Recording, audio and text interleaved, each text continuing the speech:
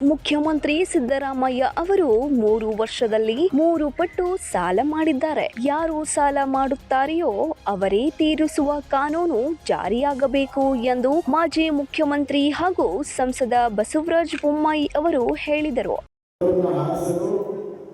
ಸಂಕಲ್ಪವನ್ನು ಮಾಡಿ ಸನ್ನದ್ಧರಾಗಿ ಸೈನಿಕರ ತಾವು ಇಲ್ಲಿ ಗಟ್ಟಿಯಾಗಿ ಪ್ರಮಾಣ ಮಾಡುವಂಥವನ್ನ ಬಂದಿದ್ದೀವಿ ಅಂತ ನನಗೆ ಅನಿಸ್ತದೆ.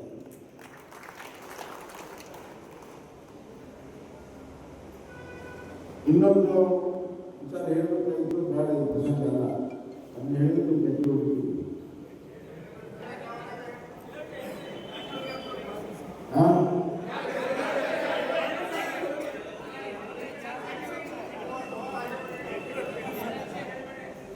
ಪಟ್ಟಣದ ಸವಣೂರು ರಸ್ತೆಯಲ್ಲಿರುವ ಬಸವರಾಜ ಬೊಮ್ಮಾಯಿರವರ ನಿವಾಸದ ಸಭಾಭವನದಲ್ಲಿ ಭಾರತೀಯ ಜನತಾ ಪಾರ್ಟಿ ಶಿಗ್ಗಾವಿ ಸವಣೂರು ವಿಧಾನಸಭಾ ಮತಕ್ಷೇತ್ರದ BLA 2 ಕಾರ್ಯಾಗಾರವನ್ನು ಉದ್ಘಾಟಿಸಿ ಮಾತನಾಡಿದ ಅವರು 15,000 ಮನೆಗಳನ್ನ ಕೊಟ್ಟಿದ್ದೇವೆ. ಸುಳ್ಳು ಹೇಳಿ ರಾಜಕಾರಣ ಮಾಡುವ ಅವಶ್ಯಕತೆ ನನಗಿಲ್ಲ. ಇವತ್ತು ಈ ಜನ ಪ್ರೀತಿ ವಿಶ್ವಾಸ ಯಾಕೆ ತೋರಿಸುತ್ತಾರೆ ಎಂದರೆ ನಾವು ಏನು ಮಾಡುತ್ತೇವೆ ಅದನ್ನೇ ಮಾತನಾಡುತ್ತೇವೆ. ನಮಗಿಂತ ಒಳ್ಳೆಯ ಕೆಲಸ ಮಾಡಿದರೆ ನಾನೇ ಶಹಬ್ಬಾಷಗಿರಿ ಕೊಡುತ್ತೇನೆ ಎಂದರು. ಆದರೆ ಜನರನ್ನ ದಾರಿ ತಪ್ಪಿಸಿ ನಾನೊಬ್ಬನಿಂದ ಕೆಲಸ ಆಗಿದೆ, ನಾನೇ ಸೂರ್ಯನ ಹುಟ್ಟಿಸಿದೆ ಅಂದರೆ ದೇವರು ನೋಡಿಕೊಳ್ಳುತ್ತಾನೆ ಎಂದರು. ಕ್ಷೇತ್ರದಲ್ಲಿ ಯಾವುದೇ ತೋಟಗಳಿಗೆ ಹೋದರೆ ಇಸ್ಪೇಟು ಓಸಿ ಆಡುವುದು ಕಾಣಿಸುತ್ತದೆ. ಅಲ್ಲಿ ಊಟದ ಎಲೆ ಬದಲು ಇಸ್ಪೇಟ್ ಎಲೆಗಳೇ ಇಟ್ಟಿರುತ್ತಾರೆ. ಈ ಕ್ಷೇತ್ರದ ಯುವಕರು ಹಾಳಾಗುತ್ತಿದ್ದಾರೆ. SP ಸೇರಿದಂತೆ ಯಾವುದೇ ಅಧಿಕಾರಿಗಳ ಭಯ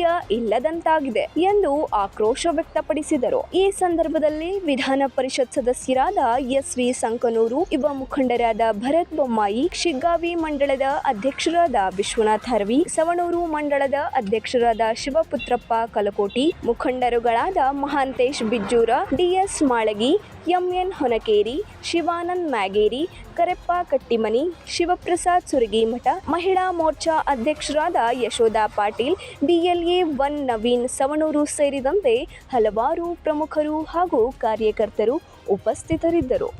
ಸುರೇಶ್ ಎಲಿಗಾರ್, 9 ಲೈವ್ ನ್ಯೂಸ್, ಶಿಗ್ಗಾವಿ.